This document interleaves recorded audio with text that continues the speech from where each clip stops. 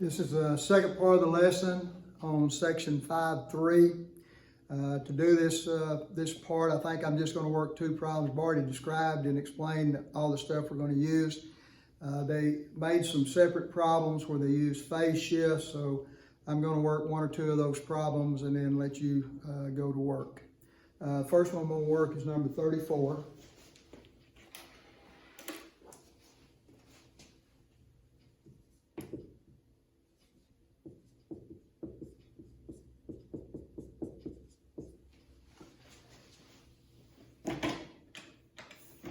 Now to do 34, we're going to start with our basic sine graph,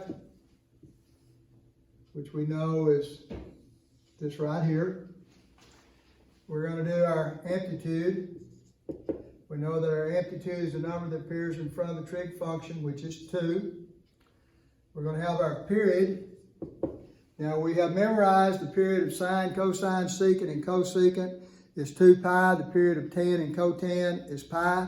So the period of sine is 2 pi, and we would divide it by the coefficient of the angle. Coefficient of x here is understood to be 1.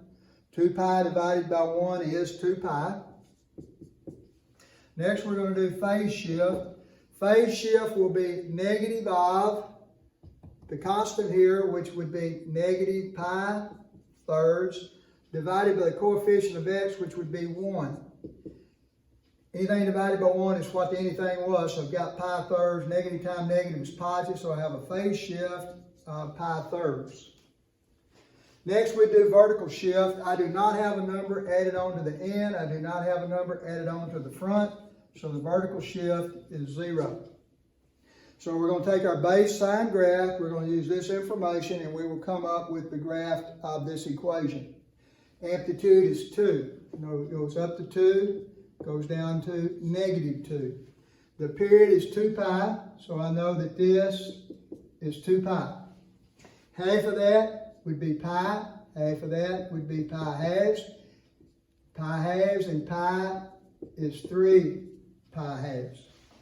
So I have my basic, or I have this part of the function graphed without the phase shift.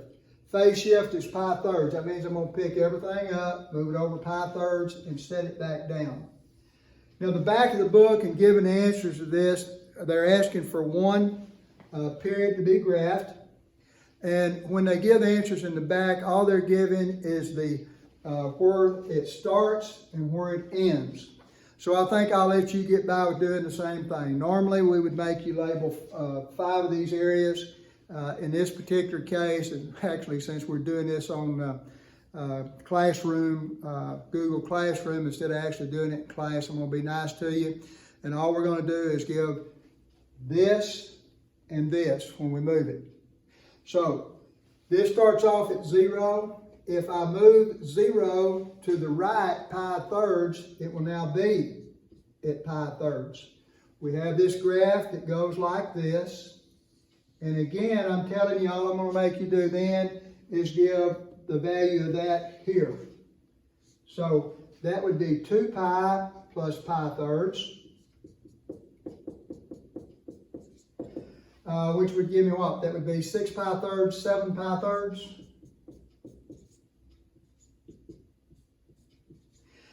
Now, normally I would have you to also label this, this, and this, but I'm going to let you get by. The book does it, so I'm going to let you get by with the same thing they do. You give me where the period started, where the period ended, and we're going to figure that we're okay. Now, I'm going to throw this in. This is free of charge. You're going to see it again next year when we get into calculus. However, you're not responsible for it now. So here's free of charge. If you're in my comp class or been in my comp class, you already know what I'm about to talk about anyway. If you're not, don't worry about it.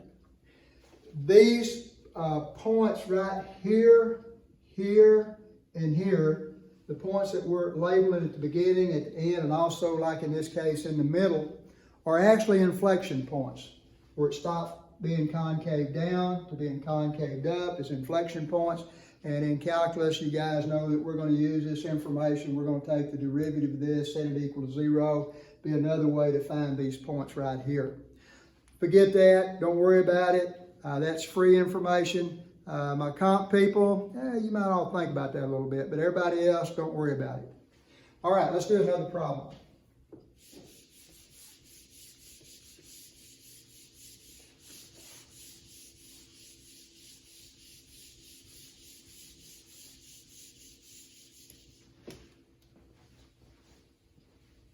Let's do 37. 37 has a negative in front of the whole equation, so that'll be good practice for us.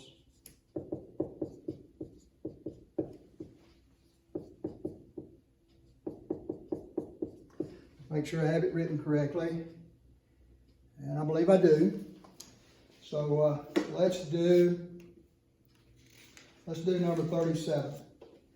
Now, again, we're going to go amplitude. Absolute value negative 4 is 4. We're going to go period. Let me rewrite this just a minute. That would be negative 4. I'm going to distribute to 2. That would be sine 2x plus pi, 2 times pi halves, 2 times x, 2x, 2 times pi halves, 2's cancel out, gives me pi. So this is in the form we'd like to have it in order to graph it. Period is 4, absolute value negative 4 is 4, the amplitude is 4, absolute value negative 4 is 4. Period, the period of sine is 2 pi. We will divide 2 pi by the coefficient of this x. 2 pi divided by 2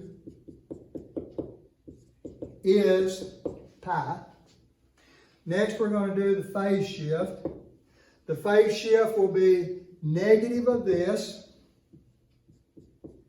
divided by the coefficient of this, and we have a phase shift of negative pi halves. Next would be the vertical shift.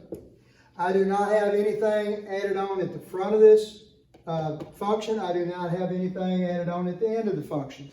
Therefore, I know that the phase shift is 0. First of all, we will graph our base graph. Our base graph for sine is this. However, we have a negative in front of it. A negative in front of all of it is like having a negative in front of the y. Negative in front of the y gives us a reflection across the x.